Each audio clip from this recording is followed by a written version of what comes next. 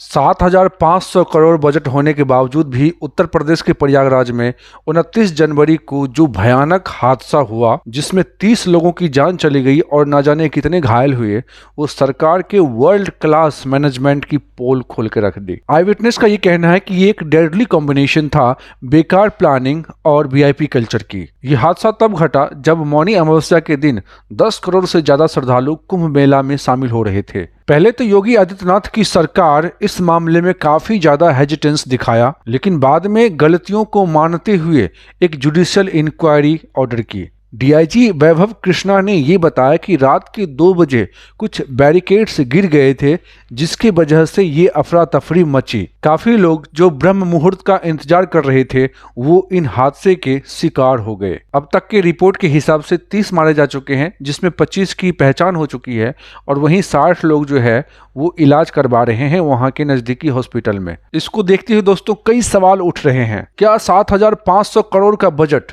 सिर्फ ब्रांडिंग और मार्केटिंग पे खर्च किया गया? क्या वीआईपी कल्चर और मिसमैनेजमेंट ने इन श्रद्धालुओं की जान ली है? योगी सरकार की वर्ल्ड क्लास मैनेजमेंट की सच्चाई क्या है? और वहीं अपोजिशन आर्मी को महाकुंभ की कंट्रोल देने की बात क्यों कर रहे हैं?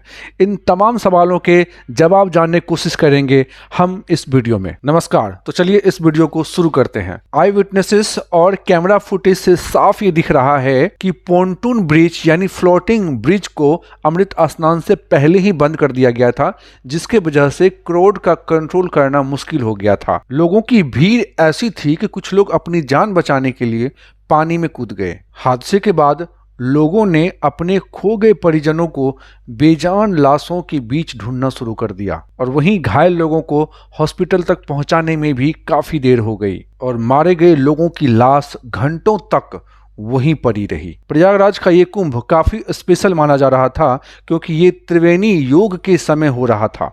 144 साल के बाद ये समय आया और लोगों का ये मानना है कि इसमें नहाने से पाप धुल जाते हैं और मोक्ष की प्राप्ति हो सकती है। अब सवाल ये उठता है कि कैसे वीआईपी कल्चर ने आम श्रद्धालुओं की मुश्किलें बढ़ा दी। जब आम लोग 15 से 20 किलोमीटर पैदल चलकर घाट तक पहुंच रहे थे और वहीं वीआईपी लोग अपनी गाड़ियों में बिना किसी रुकावट के वहां तक जा रहे थे। स्वामी आनंद स्वरूप जी ने वीआईपी कल्चर की निंदा करते हुए ये कहा कि इन वीआईपी कल्चर के वजह से जो अखाड़ों के जो रूट्स थे वो बार बार बंद कर दिए जा रहे थे, जिनके वजह से आम श्रद्धालुओं को घंटों तक इंतजार करना पड़ता था। यूपी के फॉर्मर डीजीपी विभूति नारायण राय ने ये कहा कि इस हादसे के पीछे वीआईपी कल्चर ही जिम्मेदार है। नीचे के पुलिस ऑफिसर्स को तो सजा मिलेगी, लेकिन ये बड़ी प्रॉब्लम वहीं की वहीं रहेगी। उन्होंने 1979 कुंभ मेला का एग्जाम्पल देते हुए ये कहा कि उस वक्त के सीएम नारायण दत्त तिवारी ने किसी भी मिनिस्टर्स को स्पेशल प्रोटोकॉल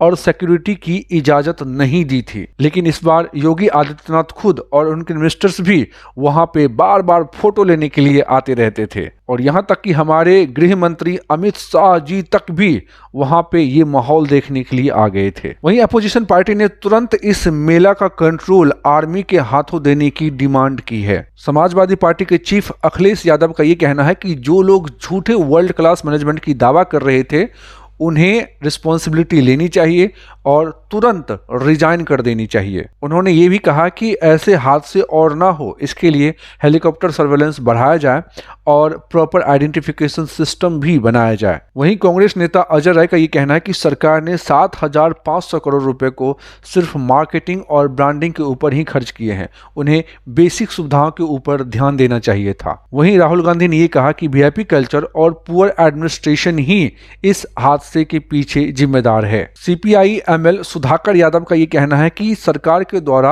असली डाटा छुपाया जा रहा है।